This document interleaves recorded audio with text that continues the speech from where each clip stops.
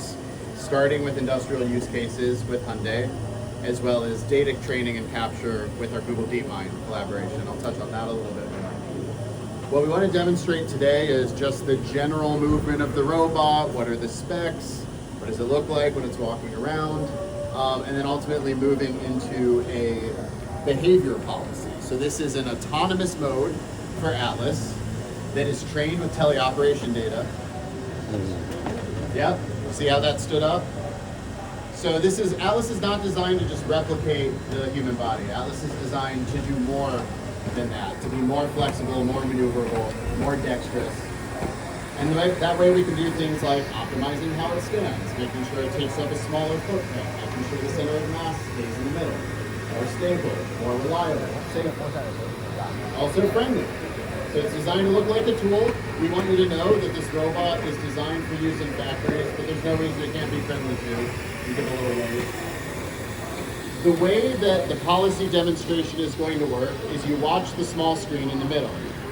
Right now it's being joysticked, but when it gets in front of the automotive rack, it will turn green and it will say autonomous. That means that the robot is operating with the AI policy with no intervention from the operator. When it switches and says teleoperation, that means that the operator has paused the autonomous behavior and is intervening in order to capture more data. This way we can teach you, or show you rather, how the robot learns, how we teach the robot. And this is the main difference between how robots used to be programmed and how they're being programmed in this era of AI. You don't explicitly code a task for a robot anymore. That would take too long. The point of a humanoid is to be generalizable. So if you have a generalizable robot morphology or hardware, we also want a generalizable way to task that robot. The goal is that you can demonstrate a task and be autonomously performing that task in the same day. That's how easy it's supposed to be. And that's the revolution in robotics right now. We've partnered with Google DeepMind because the data that we capture, it's too small of a scale.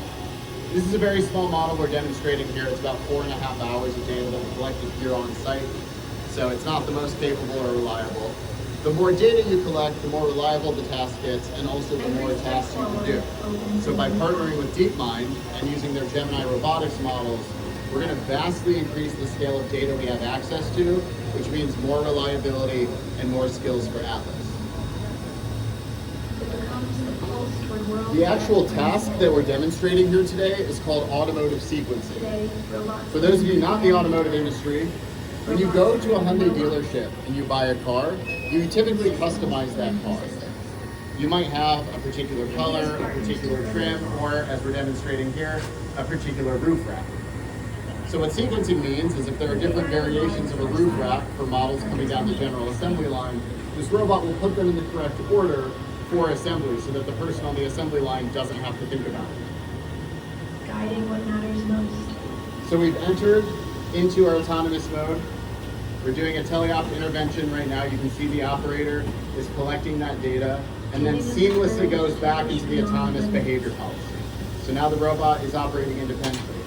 So merely through demonstrating this entire task, the robot understands how to open the parts container, how to unload each layer of the rack. It understands that when a layer of the rack is empty, that it needs to lift and go to the next layer of the rack. All of that just through demonstration. For those of you in engineering, you can imagine how long all of that would take to code through traditional means of robot development, like state machines, like behavior machines. So again, this is a completely different way of doing things, vastly more scalable, vastly more flexible. So we're using bimanual manipulation. That's a fancy word for two-handed or two-armed. In this case, we've got pretty long parts. It's also useful for regrasping. Maybe you need to slide a part out and then get a better grasp on it with the other hand. In terms of lift capacity, these parts are fairly lightweight, but this robot is capable of lifting up to 32 kilograms, which is about 68 pounds. The new robot can deadlift 50 kilograms, which is about 110 pounds, which is pretty impressive considering that the entire robot only weighs around 100 kilograms. It's a very high strength to weight ratio.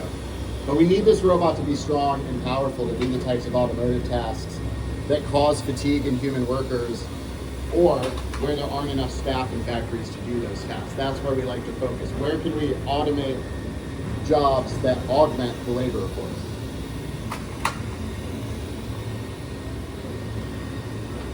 It's got an IP67 rating in the new one as well, so that's going to be good for being able to operate in really dirty environments. Even if there's moisture, that's not going to be a problem for the robot. Also notice that these grippers have 3 fingers, kind of in a claw formation here. We tried to see if we could get away with just 3 for the entire range of Hyundai parts we're expected to manipulate. We found that we're going to get better performance with 4 fingers, so you'll see that improvement in the new robot. We also added tactile sensing in the new robot. Not every automotive part is like a hard plastic or a hard metal. Some of them are soft goods, some of them are flexible like cabling. It requires a better sense of touch.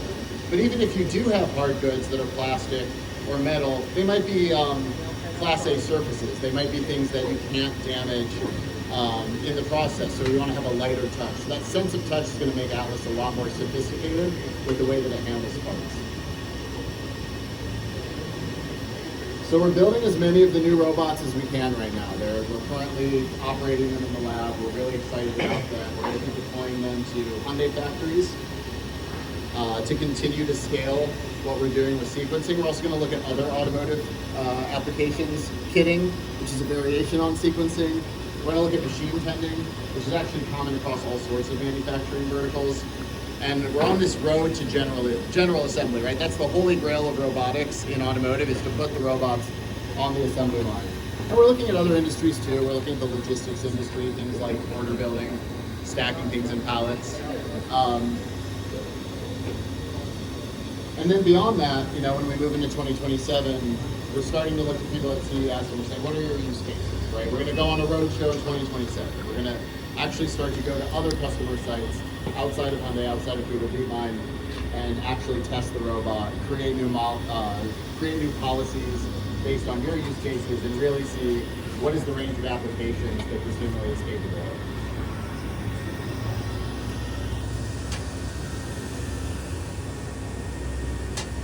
Has anybody been to a demo before, or is everyone fresh?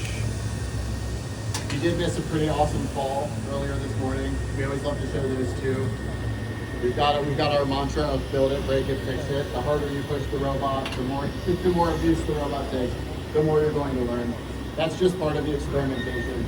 And this prototype robot has basically been like our experimental F1 race car.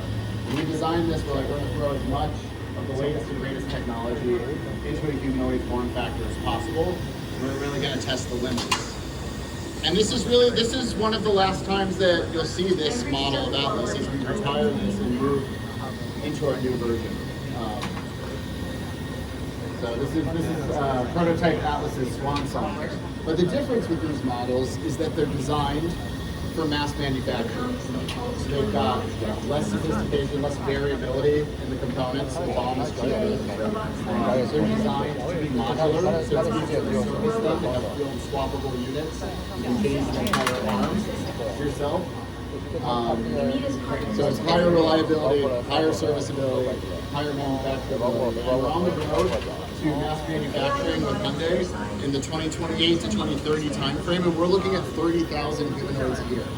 So that's when it's going to be owned by a company like Hyundai, when we need to make 30,000 robots a year. So we could certainly use their expertise in that mass manufacturing.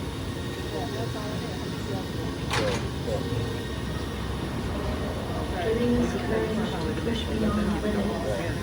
So again, that teleoperation kit, if you missed that, the way that we collect the data, we've got a VR headset. So there's collection mode and then there's monitoring mode that is in right now. So collection mode, the headset controls the head and where the robot's looking. The VR controllers control the location of the grippers and whether they're grasping or ungrasping. There's a chest tracker to basically track the center of mass in the robot's person. And there are 2 foot trackers track the lower body and the stance of the robot. We then use that system to collect perception data, which is the video feeds, the pixels coming into the robot cameras. And and to collect proprioception data, which is the position of the robot, the actual joint configuration at that moment.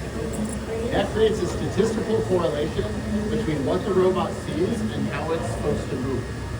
And that's ultimately what these models are. They call them pixel to torque models.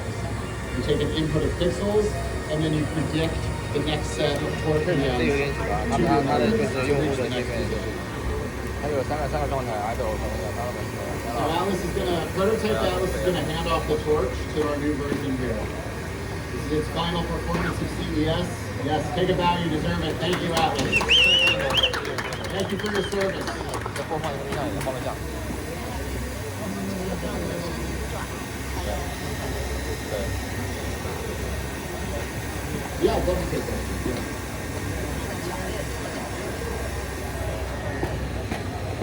The new one, yeah. The old one is very delicious. Yeah. In the 28 to 23.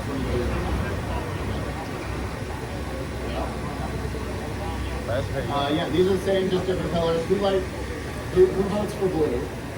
Yeah. People tend to like the blue a lot more. Yeah. Oh yeah. He likes the blue too. So it's been an awesome show. I'm going to stick around, answer more questions. We really appreciate the enthusiasm we've seen. We know it's been hard to get into this booth. We know you have to wait a long time for these demos. We really appreciate you coming and seeing this. I think this is a really special moment in robotics history, and it's really cool that we all get to witness this together. We'll get one last sit down here for those of you who didn't see that the first time.